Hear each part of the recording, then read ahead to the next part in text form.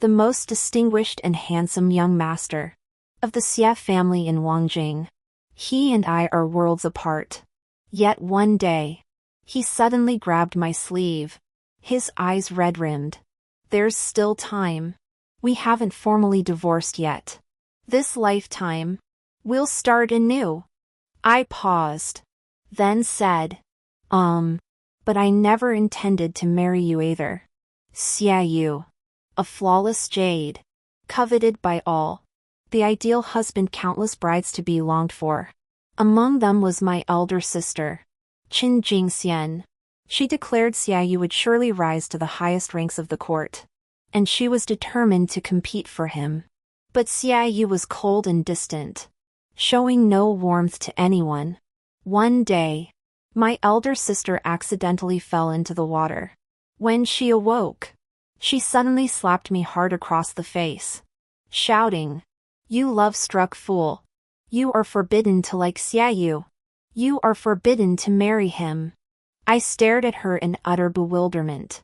"You can scold yourself, but how dare you hit me? Besides, Xie Yu isn't someone I can marry just because I want to."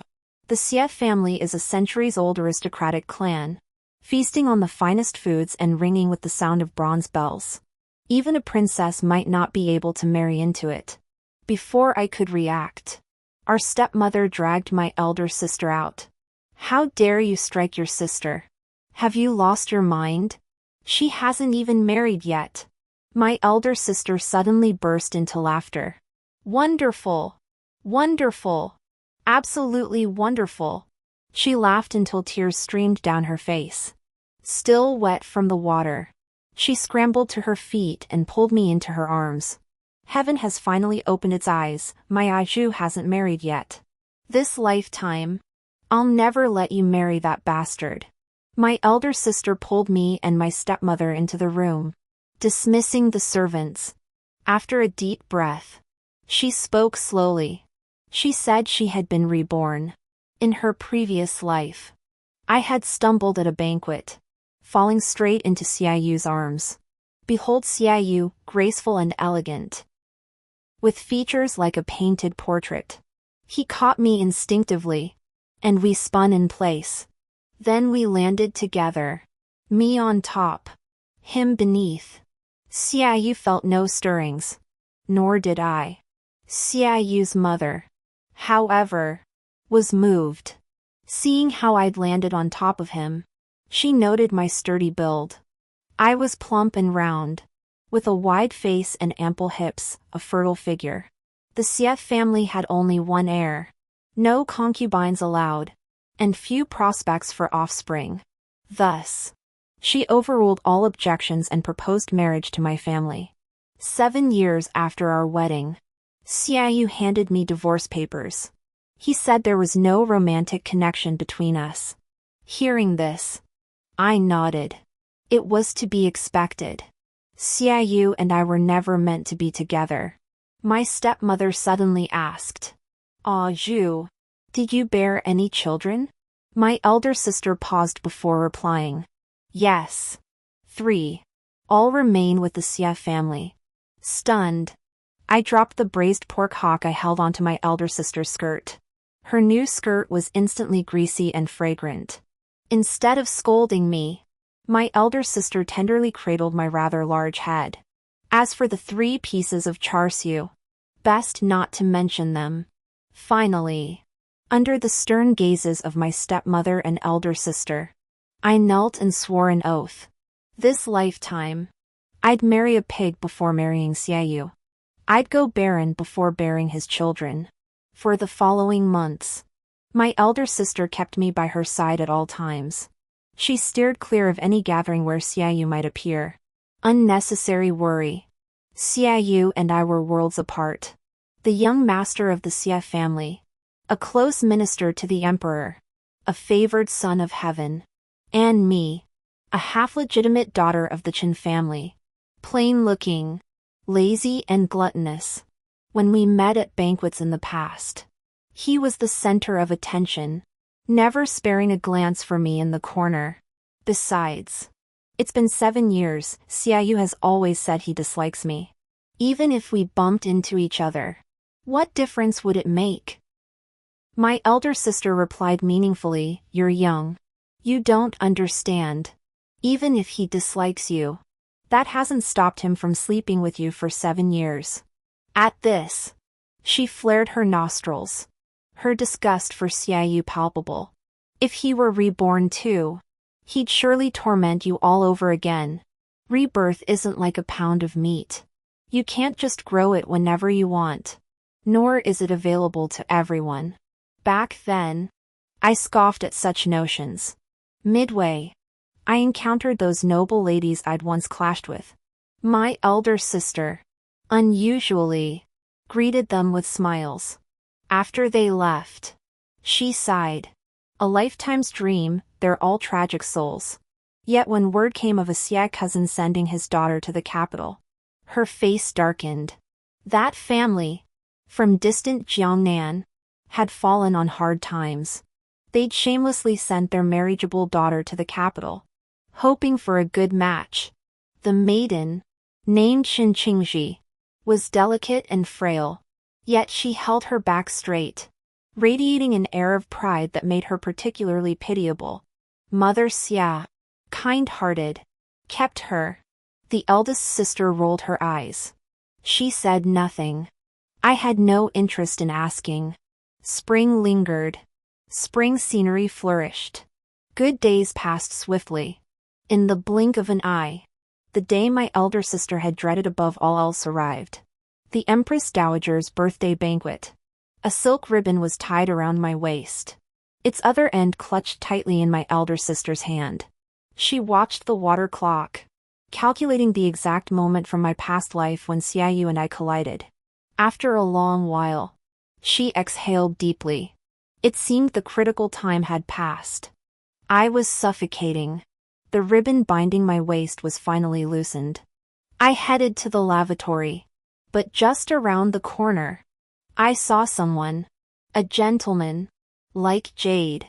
So strikingly handsome it made one lose all sense of self. The moment he saw me, his gaze froze for an instant. As I passed by him, he called out to me, "Qin Anju. Do you despise me so much you won't even glance my way?" I turned back in confusion, meeting the young master's gaze. He frowned and said, "Why pretend with me? You deliberately avoided me time and again, wasn't it to escape seeing me as you did in our past life? Too bad your wish didn't come true." Hearing these cryptic words, it suddenly dawned on me. So he was Xiaoyu. He looked like a celestial being. My elder sister was wrong. It wasn't him who slept with me for 7 years, it was me who slept with him for 7 years. Seeing my silence, Xiaoyu's voice grew colder. "Do you really despise me so much you avoid me like a venomous snake? You won't even speak a word to me?" His clenched fists turned white at the knuckles. His piercing gaze fixed on me, brimming with displeasure. "I gotta pee, bro. Plus, my elder sister forbids me from talking to you." I bolted. Xiaoyu called after me, "Qin Anju. We were husband and wife. Even if I've wronged you, must we not even be friends?" His slender frame stood there, almost seeming a bit aggrieved. I truly couldn't fathom what he was after. He actually wants to be my friend? After returning to the banquet, I truthfully reported my encounter with Xiaoyu. My elder sister crushed her wine cup, her laughter cold and bitter. Her murderous gaze pierced through the curtain separating the men's and women's seating areas. On the other side of the curtain, not far away, stood a graceful figure in white robes. It was unmistakably Xiaoyu. I buried my head in my food, daring not to breathe. The banquet lasted over 30 days. A woman arrived late. Her graceful, willow-like figure bowed elegantly, causing a momentary hush among the men's seats. She introduced herself. It was Qingji, a cousin of the Xia family. Her eloquence quickly earned her praise from several noblewomen. All praised her as a woman of talent. Qingji hastily replied, "In terms of learning, I am not even 1/10,000th as accomplished as my cousin. I have yet to meet him these past days. While in Jiangnan, I heard of his extraordinary talents, a rare man in this world who commands my deepest respect. If only I could meet him. Her voice was clear and measured, neither hurried nor slow. Behind the curtain, the figure in white paused mid-sip. Clearly, these words had reached Xiaoyu's ears. My elder sister snorted lightly, such pretentiousness. Suddenly, a thought struck me. Could it be? She was the reason Xiaoyu and I were divorcing? This suspicion was further confirmed when Xiaoyu intercepted me and my elder sister. He asked, Qin Anju, you didn't cause trouble for Shinqingji just now, did you? I already said it has nothing to do with her. Before I could speak, my elder sister had already pulled me behind her. Her acting was flawless. Not a single flaw. Her face showed 3 parts puzzlement, 3 parts anger, 3 parts protective instinct, and 1 part fear.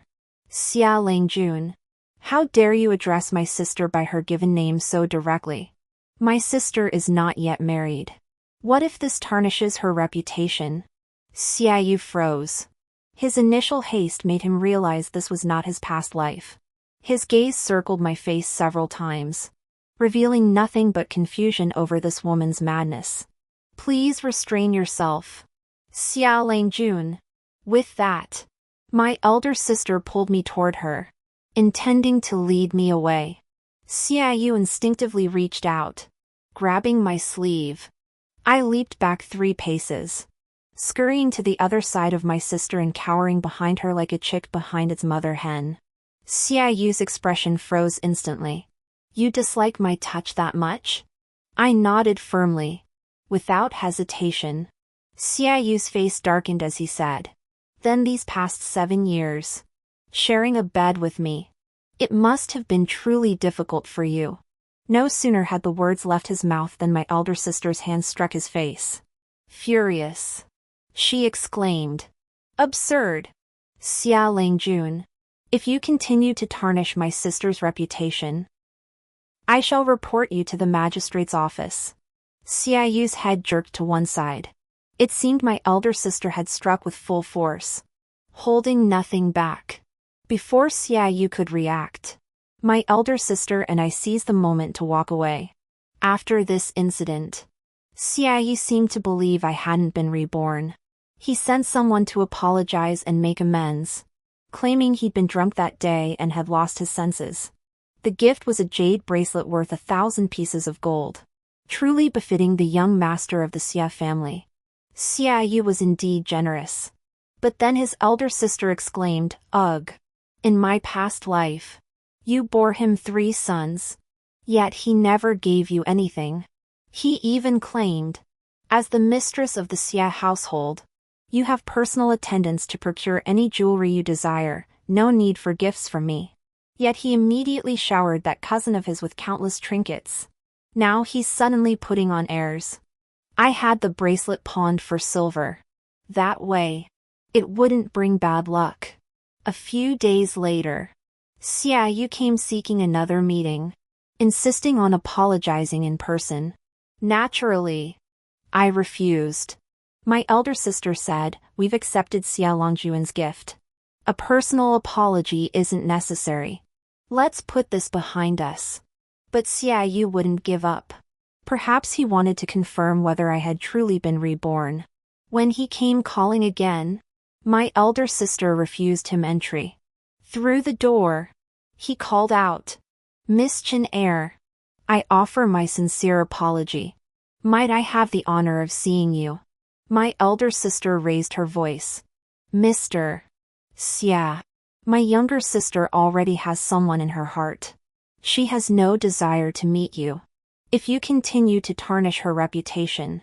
Xiaoyu's voice abruptly ceased. Fearing he wouldn't believe her, she added, he's chosen a date to formally propose. Mr. Xia, please leave now. Outside, silence lingered for a long while. Before departing, Xiaoyu said, No need for excuses. If Miss Chen Er doesn't wish to see me, so be it. I owe you. Should you ever need my help, I'll do everything in my power. This debt, of course, did not refer to those two offensive remarks from days past. It was for those 7 years in a past life. After that day, Xia Yu never appeared again. The eldest sister remained uneasy. She took the stepmother by the hand and truly began seeking suitors for me. Meanwhile, in the tea house, people spoke of Xia Yu and Shin Qingji. Shin Qingji was harassed by ruffians when Xia Yu happened to pass by, rescuing the damsel in distress. Moved to tears, Shin Qingji presented him with a poem. Xia Yu, pitying the beauty, spent the following days with her, attending banquets together as a pair. As for me, I met with several suitors in succession, yet none captured my interest. My elder sister remained undeterred, pressing me on what exactly was unsatisfactory. I couldn't put it into words, only that they held not half the importance of braised pork hocks. Perhaps it was simply a lack of chemistry. After pondering for several days, my elder sister dispatched someone to Jiangnan to seek out a man surnamed Wei. She said that Wei Nanting would not enter the capital to take the imperial examinations for several more years. Later, after my divorce, I lived alone. He happened to reside next door and showed me great kindness. She added that by then she had already moved away with her husband and knew nothing of the specifics between me and Wei Nanting, though his family background is less distinguished. She said, "If you truly like him, I will certainly help you." I responded half-heartedly. I imagined him to be a poor scholar, but when he was actually brought before me, I was stunned speechless. The meeting place was a pavilion in the middle of a lake. The man stood nearly 9 feet tall, clad in a short-sleeved jacket. His exposed arms were thick with muscle, his broad shoulders and narrow waist forming a towering, robust frame. His dark, honest face broke into a smile, revealing a mouthful of gleaming white teeth. Seeing my stunned expression, my elder sister added, "The martial arts champion." With that, my elder sister strolled away, leaving me standing there in a daze. The atmosphere instantly grew tense. After a long pause, Wei Nanting pointed at the empty plate and spoke. He stammered, but his words were astonishing. "Chen. Second Miss Chen. You really can eat. That's impressive." It was the first time anyone had ever complimented me like that. I gave a shy smile. "Thank you. I think so too." I reached for another pastry, only to find the plate empty. Embarrassed, I withdrew my hand. I sipped my tea, fingering my bracelet, then my hairpin. Suddenly, the pearl from my hairpin rolled loose. I watched helplessly as it tumbled into the lake. Before I could react, Wei Nanting leaped in without a word. The splash echoed like a cannonball striking rock. Water sprayed across my face. Maids frantically searched for help while I clung to the lakeshore, calling Wei Nanting's name. Within moments, a hand with sharply defined knuckles emerged from the water, gripping the embankment tightly. Splash! Wei Nanting shot up like a black fish. He nearly collided with me as I stared fixedly at the lake. His short tunic was now unbuttoned, droplets streaming down his sharp jawline. His bulging pectorals and perfectly defined abs rippled slightly. For some reason, it made me blush fiercely. I hurriedly said, "It's okay if you can't find it. I have plenty of hairpins." Wei Nanting grinned like a dog begging for praise. He opened his palm, revealing that tiny pearl. "Here you go." My mind exploded like a roasted suckling pig. I stared at him dumbstruck. He seemed more tempting than braised pork hocks. Time seemed to freeze. Maids watched from afar, not daring to disturb. Xia Yu appeared at that very moment. Thunder rumbled. Xia Yu jolted awake. He clutched his chest, listening to the rain outside. He had dreamt of his past life. He had petitioned for divorce. Chin Anju had not resisted. He breathed a sigh of relief. The day after the divorce, he went as usual to pay his respects to Xia's mother. Xia's mother refused to see him. She was still angry. She had cherished Chin Anju as her daughter-in-law.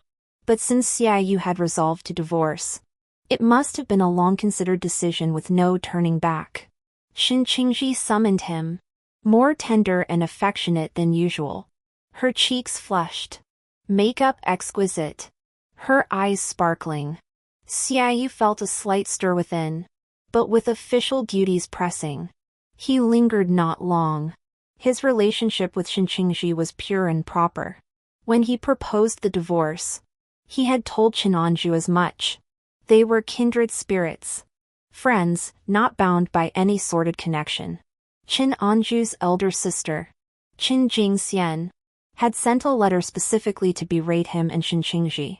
When the servant delivered the letter to him, he opened it and glanced at it. The entire letter was filled with profanity, written with a force that seemed to cut to the bone. It was entirely unlike something a chronically ill person could have written. The second month after the divorce, Chin Anju still hadn't appeared. Xiaoyu had grown accustomed to this existence. Only once, while changing clothes, did he instinctively call out Chin Anju's name. Naturally, no one answered. The maids dared not respond either.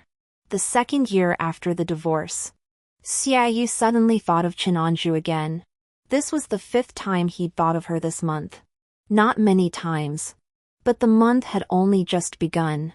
The dishes on the table were very light. This reflected his dietary preferences. Unlike Chin Anju's fondness for rich, meaty fare, it wasn't just their tastes in food, in countless other ways. He and Chin Anju were different. They were simply not cut from the same cloth. He frowned and muttered, "Why is there no braised pork knuckle?" This wouldn't be enough to fill Chin Anju's stomach. After speaking, he paused, startled by his own words. Just then, a servant announced, "Shin Qingji requests an audience." Xiaoyu instinctively asked, "What does she want?" The servant looked puzzled. In the past, whenever his cousin came to see him, she never stated a reason, and he would simply let her in. The servant hurriedly replied, "I'll go ask Miss Shin." Xiaoyu waved his hand. "Don't bother. Tell her to leave. I don't have time for her." These days, Shin Qingji came almost every other day. Naturally, it was never anything important.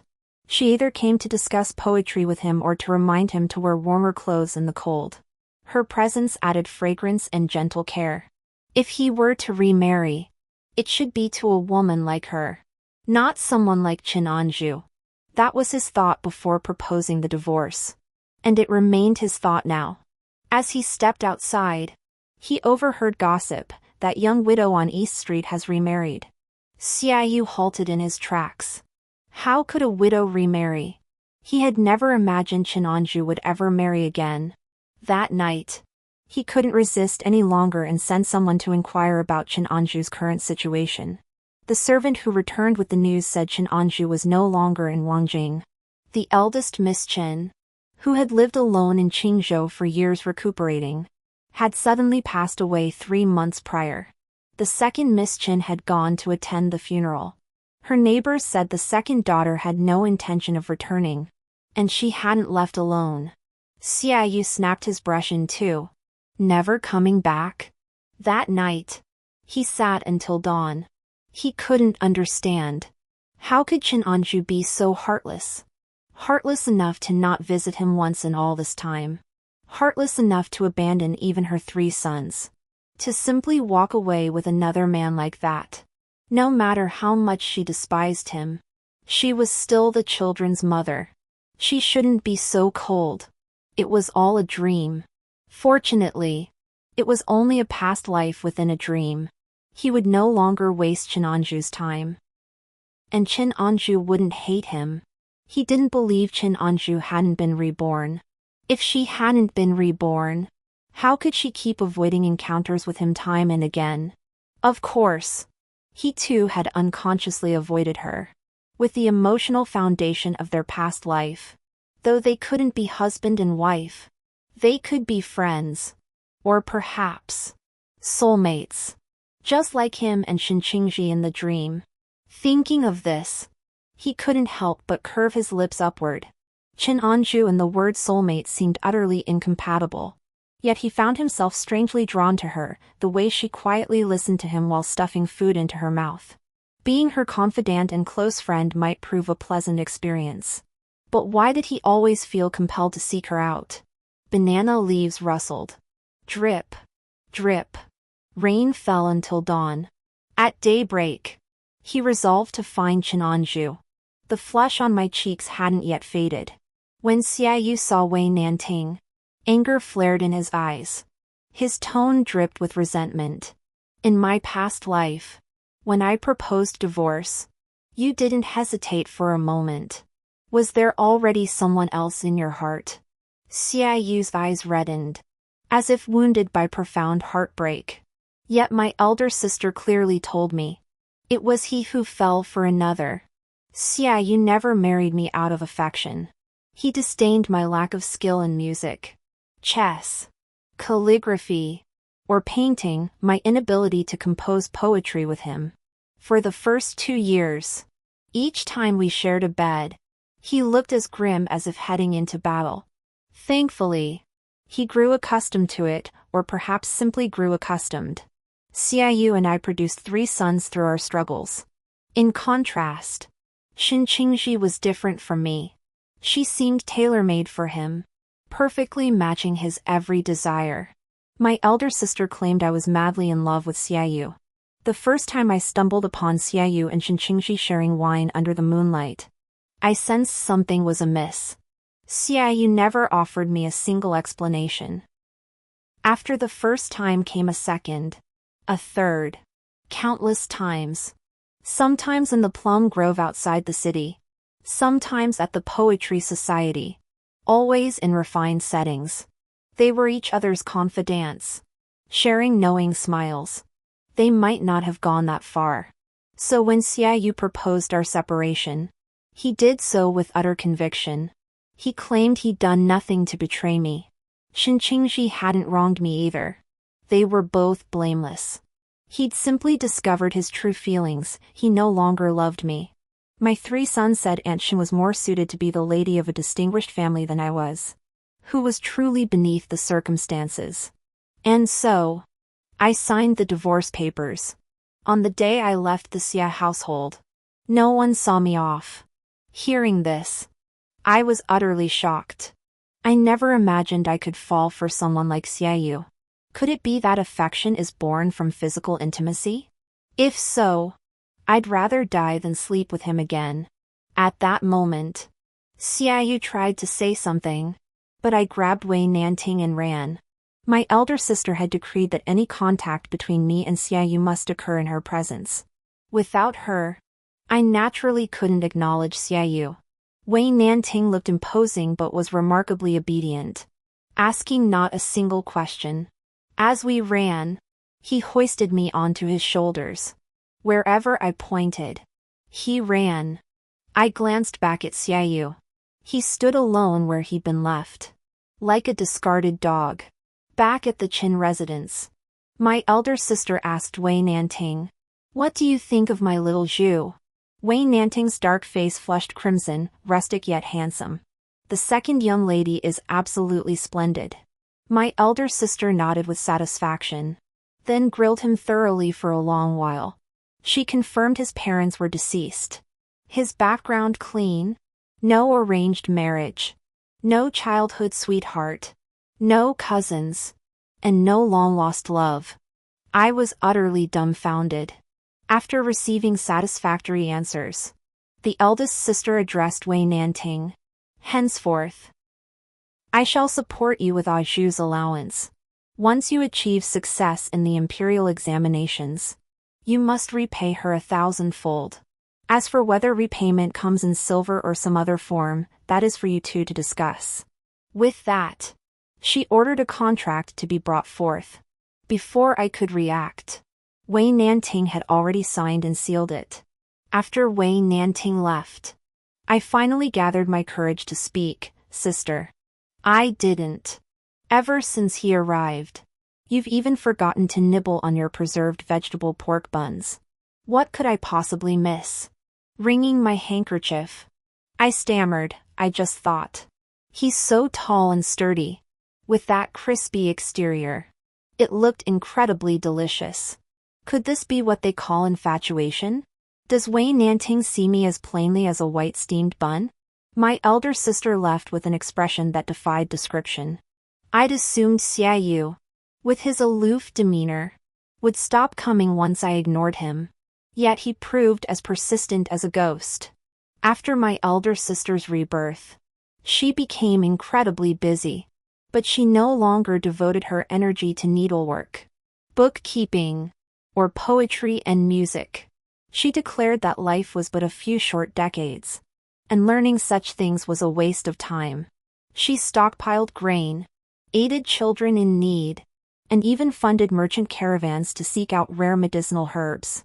Father initially objected, but after lengthy discussions with mother and my elder sister, he ceased interfering. As for my elder sister's marriage, according to her, in her previous life she had married the young master of the Wang family. True to her expectations, he later attained the rank of third-grade official. The Wang family, just as in her past life, came to propose marriage. Peeking from behind a screen, I glimpsed my former brother-in-law, handsome, upright, dignified, and erudite. Yet for reasons unknown, my elder sister now refused. Father politely declined, wishing to keep her by his side for 2 more years. The Wang young master seemed somewhat surprised. Though my elder sister had previously taken a liking to Xia Yu, she understood the wisdom of not putting all her eggs in one basket. Xia Yu was like the moon in the sky, highly unlikely to be within her reach. This Wang young master was her first choice. Naturally, the Wang young master had courted more than just my elder sister. When he departed, a hint of reluctance lingered in his eyes. The very next day, he arranged to meet the eldest sister. She burned his letter and sent a servant to relay a message. I have no time to see him. Young Master Wang is a clever man, he will understand my meaning. I asked the eldest sister if young Master Wang had done something to wrong her in a past life. Unexpectedly, she shook her head. He did nothing wrong to me. He honored me as his primary wife. Only after 5 childless years did he take a concubine. And he never favored the concubine over me. It's just. A faint smile touched her lips. It's just that later, when I fell ill, he sent me to Qingzhou for treatment without hesitation. He didn't delay in taking a secondary wife either. He truly did nothing wrong to me. He simply made every move that served his own best interests. Throughout history, men have always been like this. They seem born knowing exactly what choices to make at any given moment to benefit themselves. I didn't share my elder sister's depth of emotion. I only caught the key phrase, she fell ill. My mother died during childbirth, and I was registered under my stepmother's name from the moment I was born. They say my mother was father's childhood sweetheart. Gossipers claim the legitimate mother would surely waste me away. But to lie idle for a lifetime, that's a fate many would beg for. Even if I worked diligently, I'd merely change from being Mrs. Zhang to Mrs. Li or Mrs. Xia, bearing fruit for others to harvest. My elder sister has always protected me. With little ambition, I'm content with what I have. I wailed into my elder sister's sleeve. She snapped. What's there to cry about? It's not like it can't be cured. Don't you wonder if I married Wei Nanting because you died so young? My sister hadn't expected me to be so sharp, and she fell silent.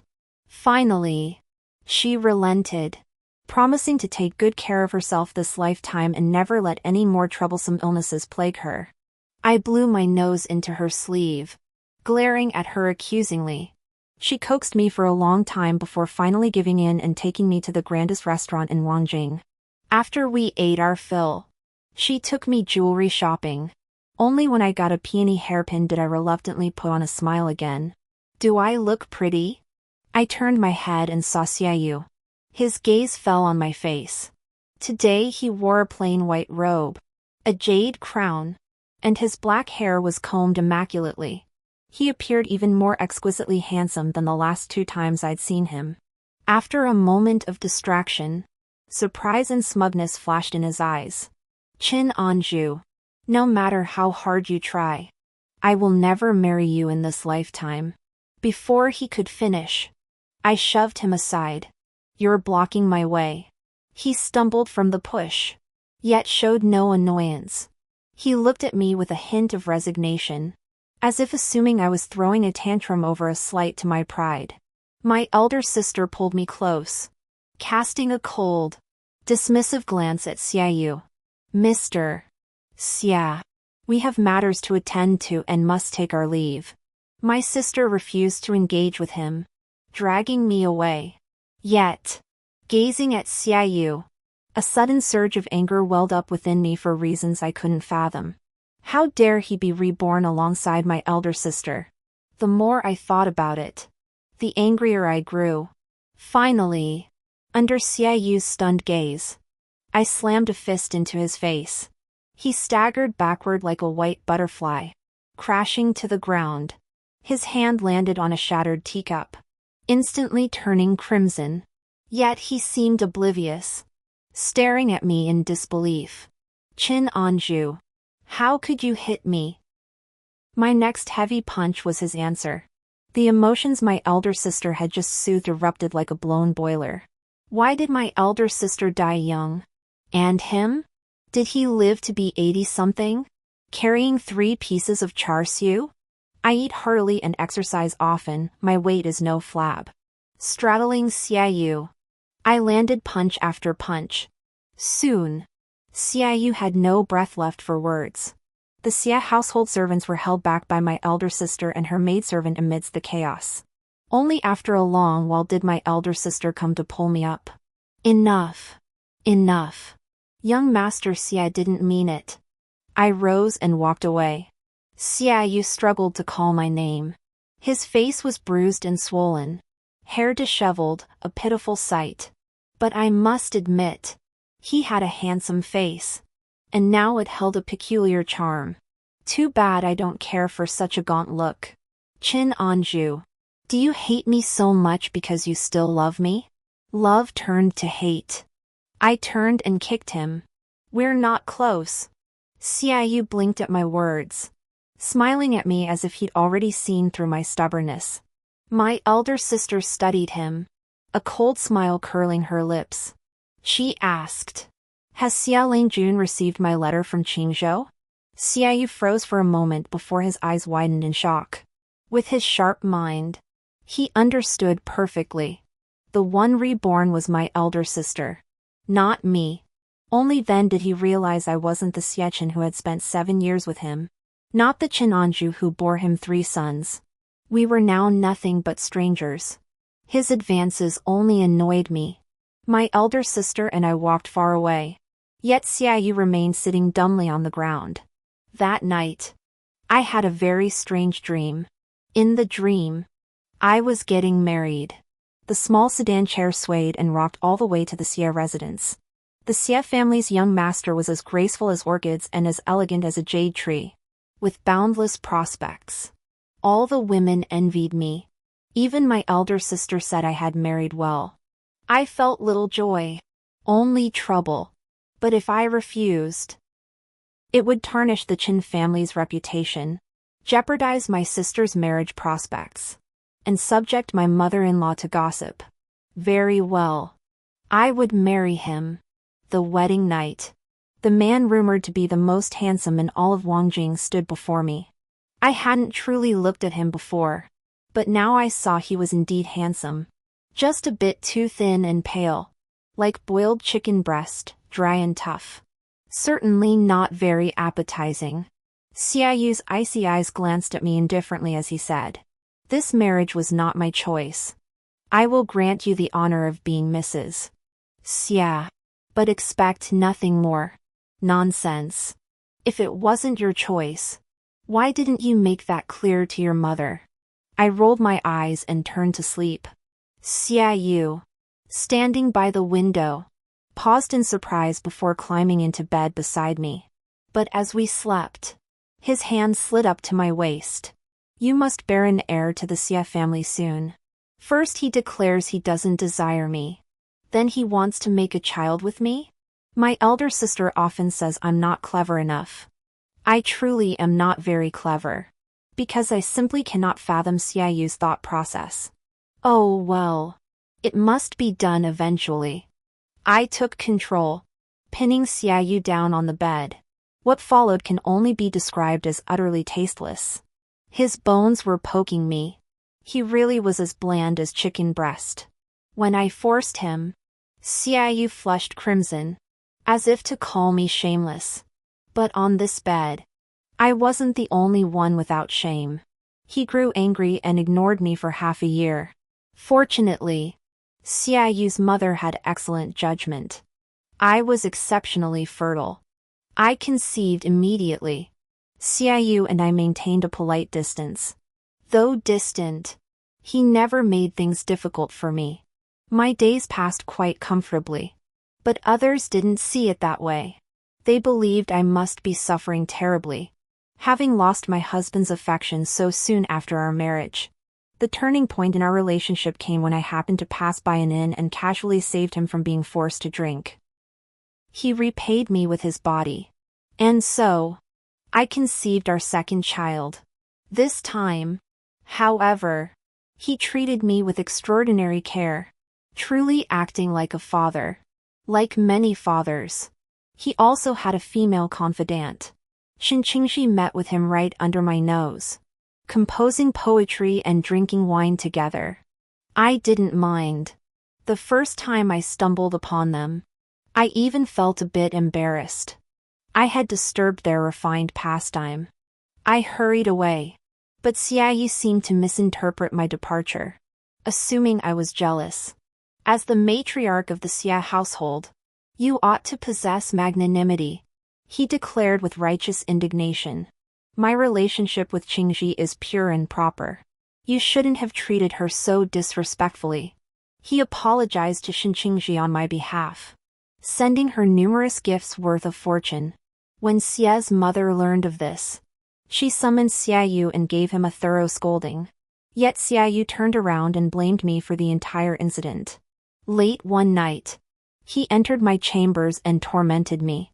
I couldn't make heads or tails of it. Was this a reward or a punishment? What kind of golden-plated club was this? And so the days passed. Xiaoyu was clingy and irritating, with moods as volatile as a storm, ready to give me the cold shoulder at the slightest provocation. The 3 children took after him. Knowing their father held high rank and power, they vied to imitate him, striving to win his favor. Sometimes I wanted to speak up, but Xiaoyu and Xia's mother always cut me off.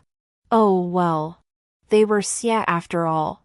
Without me, plenty others would teach them. I'd assumed this routine would last until my final breath. But unexpectedly, as Qingxi and Xiaoyu grew closer, everything shifted. Xiaoyu seemed finally resolved to divorce me, the wife he'd never truly cherished from the start. That was truly wonderful. It felt like serving 30 years in prison only to be granted a general amnesty and released. On the day I was freed, I devoured 30 braised pork hocks. The patrons at the next table stared in utter amazement. Just then, a man approached, smiling as he said, "Young lady, do you remember me? That year, on my way to the capital for the imperial exams, I nearly starved to death. You gave me a braised pork hock. I slept until the sun was high in the sky. After waking, I carefully replayed every detail of the dream." Xiaoyu was truly detestable. Wei Nanting was truly delicious. Wei Nanting was truly ambitious. He passed the imperial exams 2 years early. On the day he became the top martial arts scholar. He avoided the mob-style groom-hunting chaos at the announcement and came straight to my home. Father had prepared for this. Glancing at me behind the screen, he said, "This matter also depends on what my daughter Anju wishes." I shyly nodded frantically at father. My elder sister pulled me out from behind the screen. Wei Nanting blushed upon seeing me. One dark and flushed. The other pale and flushed. We were quite a match. I escorted Wei Nanting to the door. As we parted, I secretly tugged his hand. So hot. Like freshly steamed bear paw. I couldn't resist and secretly touched his butt. So perky. Perky as a chicken's. Before I could hide the lecherous grin on my face, our eyes locked. Xiaoyu stared at me, wide-eyed. He seemed to have run over. His jade crown askew. Hair disheveled. Panting heavily. His eyes blazing with fury. He demanded, "Qin Anju, what are you doing?" Before I could respond, Wei Nanting spoke first. "It wasn't you I was touching. Mind your own business." With that, he repositioned my hand, which I'd guiltily withdrawn, back onto his own buttocks. How presumptuous. My face flushed crimson. Xiaoyu's lips trembled. His voice faltering. "Qin Anju, have you truly changed your heart? How could you do this to me?" Ignoring Xiaoyu, I bid farewell to Wei Nanting and slammed the gate shut right before his eyes, trapping that utterly distraught face behind it. That very night, Xiaoyu actually scaled the wall to reach me. The esteemed young master of the Xie family, who prided himself on decorum, climbing over a wall? Under the moonlight, he stared at me, his eyes fixed and unblinking. The bright moon hung high. The night breeze carried a faint chill. Xiaoyu said, "I should have realized it long ago. Qin Anju, you don't remember me. That's why you could bear to stay away for so long. You don't remember me. That's why you could bear to use another man to provoke me. Bear to strike me so harshly." I listened, stunned, forgetting to nibble on my chicken feet. My quilt still hid a jar of braised pig's trotters. When I heard footsteps earlier, I thought my elder sister had come to drag me out for a midnight snack. Xiaoyu continued, "Very well. If you retain memories of your past life, you would surely resent me. Better to start anew. Now, there's still time." The usually aloof young master of the Xie family had tears welling in his eyes. His gaze on me held hope, his relief and excitement still palpable. "This lifetime, we start anew. I can marry you once more. This time, we won't part ways." I paused, then said, but I wasn't planning on marrying you." Xiaoyu froze in place. I said earnestly, "I truly don't like you." The light vanished from Xiaoyu's eyes.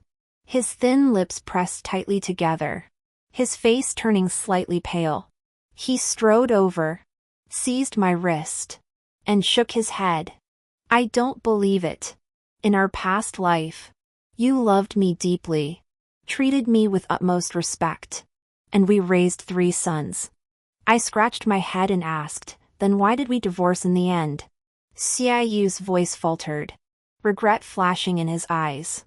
I took it for granted. I thought a wife should be erudite and talented to harmonize with her husband. Little did I know that a woman's virtue lies in her domestic skills, cooking, cleaning, and constant companionship. That is the true meaning of married life. I didn't spend much time with you either.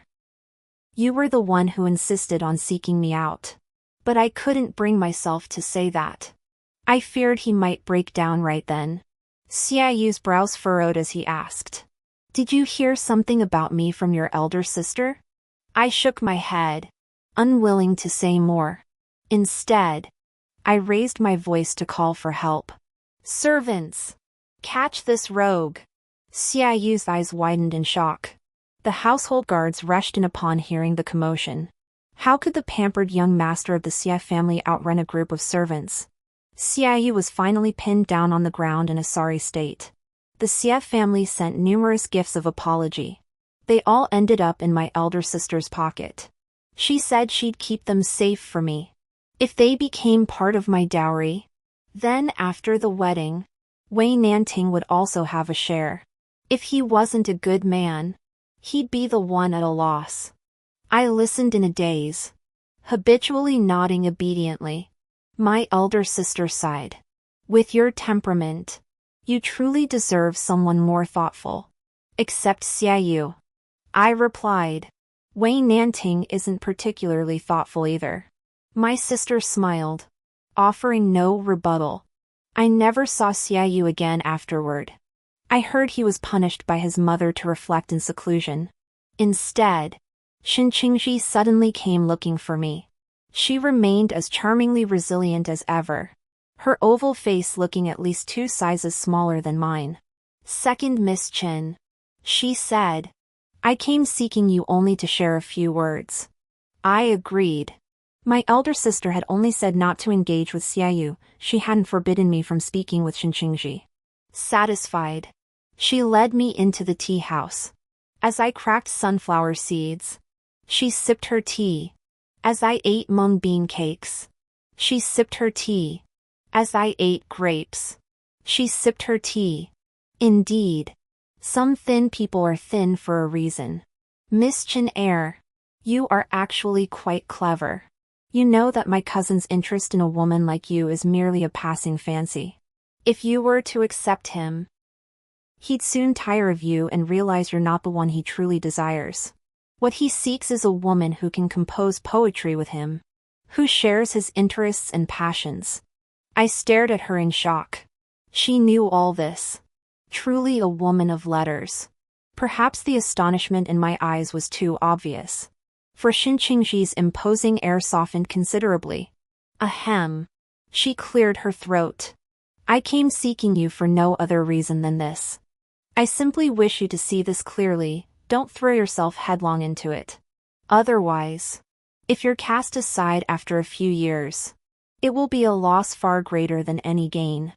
I pondered for a moment before asking, then do you wish to marry Xiaoyu? My blunt question left Xin Qingji momentarily frozen. If you say Xiaoyu isn't a man of lasting affection, why would he be devoted to another kind of woman? Chewing on a pastry. I voiced my confusion.